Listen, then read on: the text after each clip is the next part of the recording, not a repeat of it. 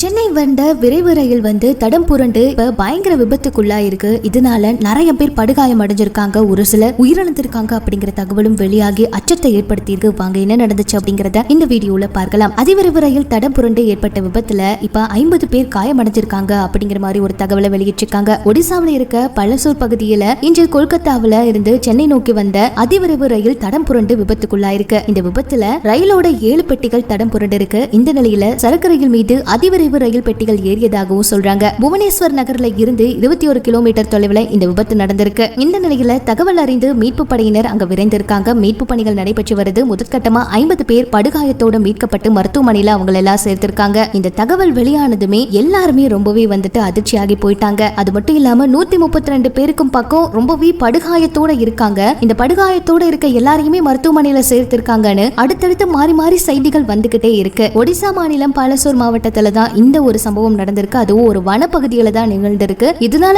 எல்லாருமே ரொம்ப சிரமப்பட்டிருக்காங்க. ஏன்னா அந்த இடத்துல எந்த ஒரு வெளிச்சமும் கிடையாது, ரொம்பவே இருள் சூழ்ந்த நிலையில இருக்கிறதுனால மீட்பு பணிகள் ரொம்பவே கஷ்டப்பட்டு தான் பண்ணிட்டு இருக்காங்க. மீட்பு பணிகள் மிகப்பெரிய அளவுல ஏற்படுத்தி இருந்தாலும் ரொம்ப கஷ்டமா இருக்கு. இருள் நிறைஞ்சிருக்கிறதுனால அதுல தோய்வு கூட இருக்கு. ரொம்ப கஷ்டப்பட்டு தான் இதுக்கான வேலைகளை பண்ணிட்டு இருக்காங்களா. அது மட்டும் இல்லாம 6 பேர் பக்கம் உயிரிழந்துட்டாங்கன்னு அப்பவே இந்த செய்திகள் வெளியாச்சு. ஆனா உறுதியா யார் யாருக்கு படுகாயம், எவ்வளவு பேர் அதுல இருக்காங்க, எவ்வளவு பேருக்கு இந்த மாதிரி பிரச்சனை ஏற்பட்டுச்சு அப்படிங்கறதெல்லாம் தெரியல. உறுதியான தகவல்கள் எதுவுமே இன்னும் வெளியாகல. மீட்பு பணிகள் தான் இப்ப நடந்துகிட்டு இருக்கு. மிகப்பெரிய அதிர்ச்சியை கொடுத்திருக்கு அப்படின்னு சொல்லலாம். ஏன்னா இது மாதிரிதான் ஒவ்வொரு வருஷமும் ஏதாவது ஒரு அதிர்ச்சியான சம்பவம் நடந்துட்டு இருக்கு. இந்த மீட்பு பணிகளை இன்னுமே வேகமா ஆரம்பிச்சா சீக்கிரமா இன்னும் நிறைய பேரை காப்பாற்ற முடியும் அப்படின்னு அதுக்கான வேலைகளை அதிகப்படுத்தி இருக்காங்க. இது பற்றி உங்களுடைய கருத்துக்களை பகிர்ந்துக்கங்க.